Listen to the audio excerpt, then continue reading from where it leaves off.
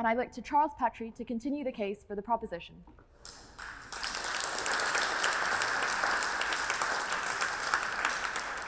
Thank you. I am very grateful for the last two speakers, because before you intervened, I was going to tell Andrew that we were on the wrong side of the debate. But you have helped reframe what I was trying to say. I think the proposition today is very interesting, because depending on what part of the UN you look at, you can argue either side. It's already been mentioned that the UN has served, or the UN serves as a custodian of norms and standards. It's already mentioned how various bodies and agencies have been combating poverty, provide education, fight diseases. So there is a very, very strong case to make that the UN does not fuel an illusion of global cooperation. It is the instrument of global cooperation. I have opted to go in favor of the proposition because I fundamentally believe in the UN. And I fundamentally believe in the principles that the UN embodies. I am of a generation that grew up with stories of the Second World War. My grandmother is French, and when I used to go see her in southern France, she would tell me the stories of the occupation, the camps, who had a good war and who had a bad war. I grew up with this desire to be part of this history, to be part of the history that came out from the Second World War. I joined the UN because I was excited to be part of an international commitment to save succeeding generations from the scourge of war, to reaffirm faith in the fundamental human rights, to establish conditions of justice and respect for international law, and to promote social progress and better standards of life in larger freedom. One must never forget, and I grew up being told it many times, that the UN is an institution born from the horrors of 2 world wars, created by an inspired group of world leaders who at the time understood that unchecked nationalistic self-interest could not guarantee long-term peace. The architects of the UN were able to draw lessons from the decline into irrelevance of its predecessor, the League of Nations. Are we back to the same point? The argument I want to make is that we are dangerously close. The UN today has been gutted of its essence, both as a result of an influential segment of the international community that no longer really believes in the value of multilateralism, and an internal leadership that has over time lost sight of the importance of its charter. Before I start, I need to explain the particular bias from which I approach this question. Of the 20 years I spent in the organization, only one was in New York. The rest of my career was in contexts of war and famine. And it is these harsh realities that have forged my understanding of what the UN should represent. So however critical I may come across of the organization, I want to stress again that I've never lost my admiration for, nor my total commitment to, the values and principles that the UN should embody. I acknowledge that these words may make me come across as arrogant, but I am not sure how else to explain the intentions behind what follows. My understanding is that the UN during the Cold War served as a platform on which superpowers jousted, and as a result, many conflicts were averted and international tensions eased. It was the end of the Cold War that provided a turning point for the UN. I would suggest that it was in the very early 1990s that the intent of the authors of the Charter finally had a chance of being realized. But that basically Western-led possibility was short-lived. I joined the UN in 1990 by a strange series of favorable circumstances. Within a few months of joining the UN Emergency Unit in Khartoum as its deputy, I became head of the unit.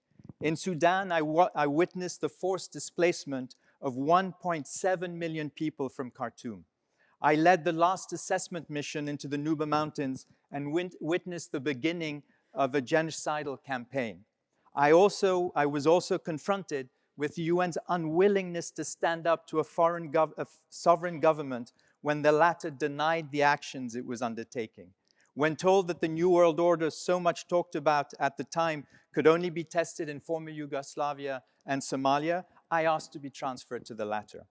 I arrived in Somalia well before the launching of Operation Restore Hope. I arrived in a country in the throes of a horrendous warlord-induced famine. When the international community launched its first post-Cold War intervention under a UN Chapter 7, I gave myself fully to it. I was there when the Black Hawk helicopter was brought down in Mogadishu on 3 October. I was there when the body of the American pilots were dragged through the streets. And I was there when the US decided it had had enough. This is going to be tough. Somalia broke the back of any international will to engage in a principled operation that went beyond national self-interest. It was the death of a noble enterprise. And already then it was clear that some other people would pay the price. And that happened in Rwanda. And yes, I was there in Rwanda as the UN's deputy humanitarian coordinator. But it was not the UN that failed in Rwanda. It was the Security Council. It should never be forgotten that the genocide against the Tutsis in Rwanda started exactly 2 weeks after the international forces withdrew from the shores of Mogadishu. The US came up with a presidential decree limiting any form of international US engagement to direct national interests. On the Security Council, the US permanent representative dissuaded any international response that would make the US look bad for not being part of it. It took hundreds of thousands of people murdered before the Security Council started to seriously consider overcoming its reticence and begin engaging in Rwanda. Though Rwanda was clearly a wake-up call for the international community, I believe it was the body of that Black Hawk helicopter pilot drawn through the streets of Mogadishu that was actually the first seminal post-Cold War moment. It was the moment that triggered the West's subsequent lack of appetite to place itself under UN-led missions.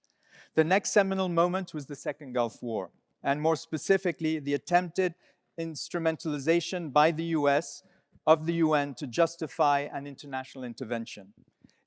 It didn't fully succeed. The seminal moment that followed after this was the intervention in Libya. Once again, there was an attempt to instrumentalize the UN, and this time France succeeded with the support of the UK, but couched under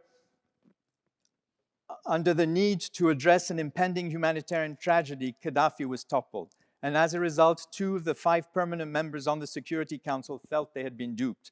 And the subsequent impossibility of getting Security Council consensus on what to do in Syria was in part a result of Libya. And like the Rwandans, the Syrian people have paid the price. But what of the UN's peacekeeping missions, you may well ask? Surely they are demonstrations of the UN's ability to act and the international community's resolve. The value of UN peacekeeping force is its ability to create the conditions on the ground for the acceptance of political change. Unfortunately, most UN peacekeepers are not equipped to deal with the levels of violence, and troop contributing countries are not willing to assume the costs in terms of casualties. Today, when one of the permanent members of the Security Council is seriously concerned with the situation, a coalition is formed. But when a UN peacekeeping force is established by the Security Council, it is tasked with an impossible Westphalian mandate. The re-establishment of central government authority in fractured landscapes involves asserting the control of one group over others, which in turn naturally generates tension and violence that peacekeepers are not equipped to handle. Modern conflicts put in question the very notion of the nation state, but that is for another proposition. So now I turn to the UN. And unfortunately, the story is not a good one. Not a good one for somebody who fundamentally believes in the organization. And not one that I will have time to tell in any great detail tonight. It is possibly best encapsulated by the repeated failures of Sri Lanka and Myanmar. The UN failed in its protection camp mandate in both cases. But worse still is the fact that significant parts of the UN did not see the protection of victims as part of their mandate.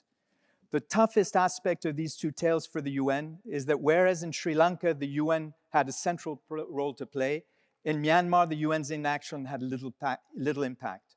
Through its repeated failures, the UN has demonstrated its structural inability to deal with complex crises, and the international community's growing indifference has become glaringly obvious. I acknowledge the Secretary General's recent call to action on human rights. It has potential, but it comes very late in his tenure and at a time when the world has fundamentally changed.